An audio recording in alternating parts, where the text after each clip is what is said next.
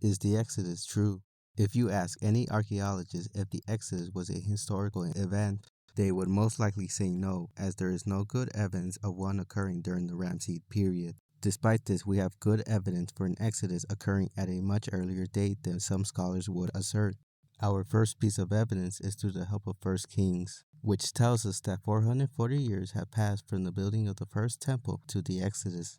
Since we know that the temple was built in 966 BC, we can date the Exodus to 1406 BC. Another piece of evidence we have is the information the book of Exodus gives us about the Pharaoh of Egypt. It tells us that the duration of Pharaoh which reigned when Moses fled from Midian until when he died and Moses returned to Egypt was more than 40 years. Thutmose III of the 18th dynasty fits the description, as well as during the Passover when all the firstborns of Egypt were killed, including the pharaohs. The pharaoh of that time, Amenhotep II, matches the description as his firstborn son died before succeeding him on the throne. And one more piece of evidence is the time the patriarchs would have entered Egypt, as during that era, northern Egypt was ruled by a Semitic non-native people, which would make Joseph, a non-Egyptian, become second in command behind Pharaoh according to the Bible possible. Additionally, the capital city of the Semitic rulers of Avaris is closely related to the city of Ramses, which shows evidence of a decrease in population during the time of Amenhotep II.